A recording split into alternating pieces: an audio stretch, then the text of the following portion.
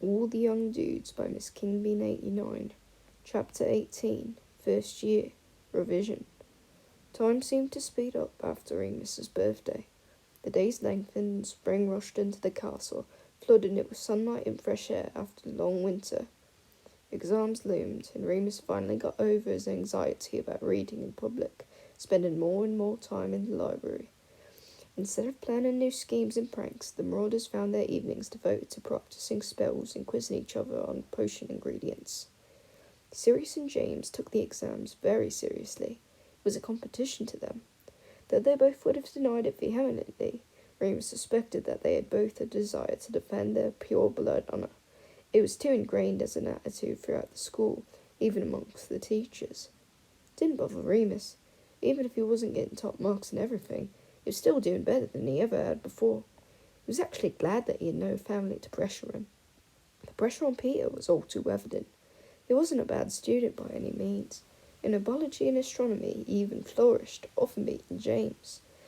But he was nervous and tended to affect his wand work, making his incantations sloppy.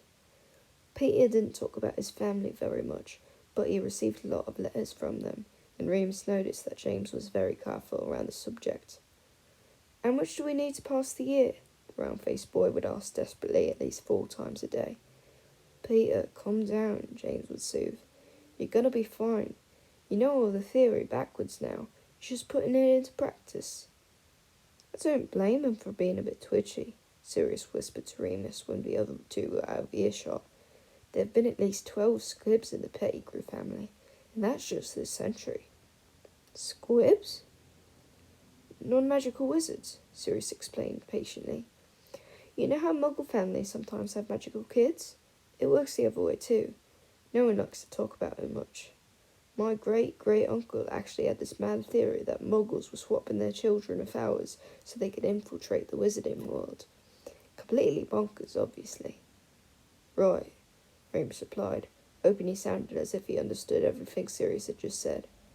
"So, that's why Peter's magic is a bit wonky?" "I dunno," Sirius shrugged. "Maybe. I don't know if they can actually prove that squibbishness runs in families, but it's the reason the Pettigrews aren't in the Sacred 28. Remus sighed heavily, fixing Sirius with his most withering look. "You know I don't know what that is," Sirius smirked. "Well, I don't know, Lupin. What with all that reading you do these days? Nice to know there's still some things I've got over you." Remus snorted in reply, looking back at his work. Sirius carried on quickly, as if reluctant to lose the other boy's attention. "The Sacred 28 are the purest pure bloods, the last remaining untainted families." Remus gave Sirius another mean look. The dark-haired boy held up his hands, hurried to explain. "Their words, not mine. You know I don't believe in any of that blood purity rubbish." "Right," Remus raised an eyebrow. "Bet the blacks are at the top of the list, though." "Actually," Sirius replied, his eyes glittering with humour, "the Abbotts are first. It's alphabetical." Remus groaned and went back to his potions revision. Exams were not exactly at the top of Remus's list of things to worry about. He was relatively sure he would do okay. He'd even checked the examination rules, which were 5 yards of parchment in length, and confirmed that the use of the Sculabro-Chloride charm for tidying up handwriting was acceptable, as long as the student was able to perform a spell by themselves. Remus had been using the spell since November and had no concerns. 2 things were worrying for Remus far more than passing the year. First, there was the grim knowledge that he would have to return to St. Edmund's in June. Though he had only been away for a few months, the difference between St. Edmund's and Hogwarts seemed as vast as the difference between monochrome and Technicolor. While other students cheerfully looked forward to a long hot summer full of holidays abroad, relaxation and lions, Remus felt as though he was facing exile. They weren't permitted to perform any magic outside of Hogwarts until they were 17, which meant that as well as losing contact with his friends, Remus would no longer be able to read. To him, the summer stretched ahead, blank and isolated, punctuated by long angry nights locked away in his cell. And there was Remus's second problem, ready as always to rear its ugly, hairy snout. As Madame Pomfrey had predicted, since Remus had turned 12, His transformations had become much, much worse. There was no explanation for this in any of the books he read, other than some vague words about adolescence and puberty. Whereas before he might have come away with a few teeth and claw marks, the kind you'd get from a playful puppy who meant no real harm, he now awoke with deep, furious gashes which bled copiously until Madame Pomfrey arrived to staunch them. The agony of the transformation itself reached almost intolerable levels, and he often felt queasy for hours before the moon rose. To make matters worse, Remus was spending longer stretches in the hospital wing, and it was getting harder and harder to explain away. His friends had started wondering aloud about what on earth could be ailing him, sometimes suggesting that he was putting it on to get out of lessons, other times teasing him about being contagious. At least back at St. Edmund's, he didn't have any friends who cared where he went every month. Sirius clearly wasn't looking forward to the summer either. He grew uncharacteristically quiet whenever the upcoming holiday was mentioned, his eyes clouding over, the colour leaving his face. James invited all of them to stay at his for as long as they wanted, but Sirius remained pessimistic. "You know they'll never let me," he sighed. "Cheer up, mate," James slung an arm around his friend. They sat together on the big couch in the common room, Pete in an armchair, concentrating on turning a banana into a slipper. It wasn't working. Remus was lying on the rug in front of the fireplace on his belly. He had a cut on his back that wasn't knitting together properly, even after Madame Pomfrey's ministrations, and had found out that this was the only position which he wasn't uncomfortable. Sirius plainly didn't want to cheer up. They won't, though. Bellatrix's bloody wedding is in June, and you could bet I'll have to be around for all of it. "We got an invite to that," Peter suddenly spoke, looking up from a slipper, which was still bright yellow and looking unpleasantly squishy. "Probably see you there." "Yeah, great," Sirius softly, exhaling hard so that his long hair fluffed up over his forehead. "If I haven't been turned into a newt, or cursed into a portrait for the summer. They actually did that to Andromeda once. She's never been the same. 8 was in paintings now." "After the wedding," James said, tactfully trying to steer the conversation away from the Black family. "Then we'll work something out. I'll break you out of there if I have to. I swear." Sirius grinned at James, and James grinned back. Their body language mirrored perfectly, and Remus felt a pang of loneliness. He knew there was much more to Sirius's family problems than just him being the black sheep. There were the scars Sirius had shown him back in September, obviously, but as far as Remus knew, those were perfectly normal.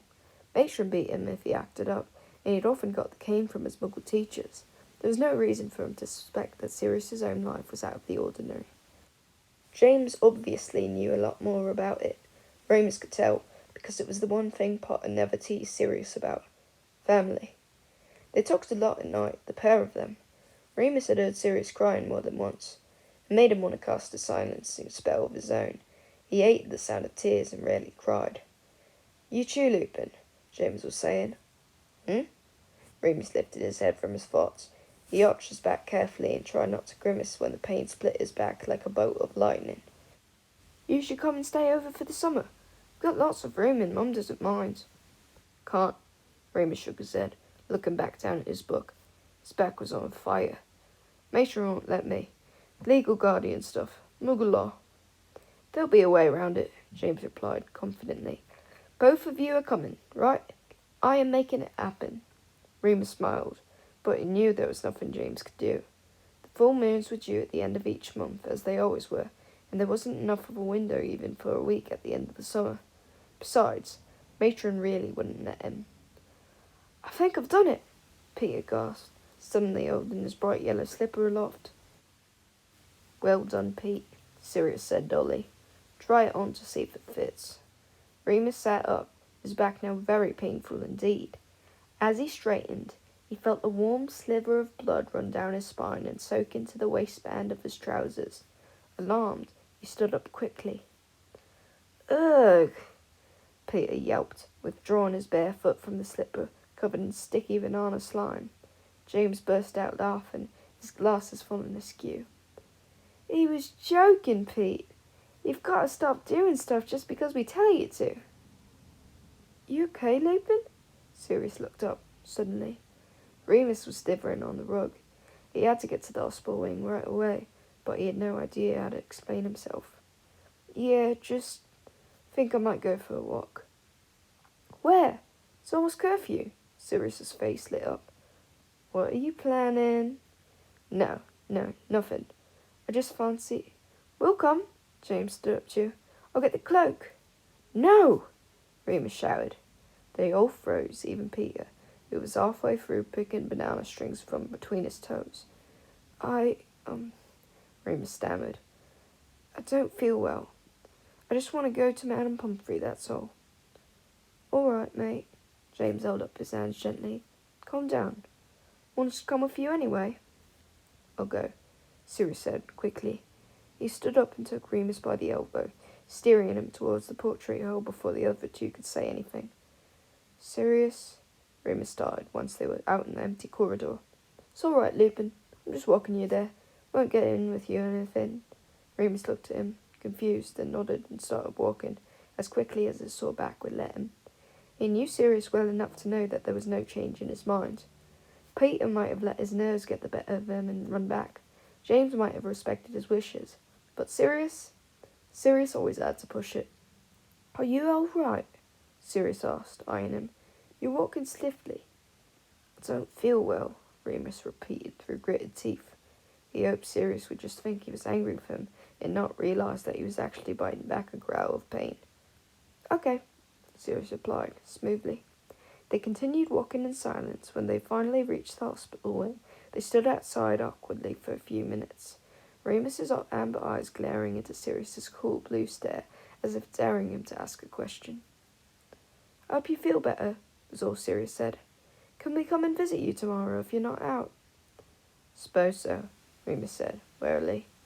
He tried to shrug, then winced. Sirius's expression did not flicker. Look after yourself, Lupin, he said, quietly, before turning and hurrying back the way they'd come.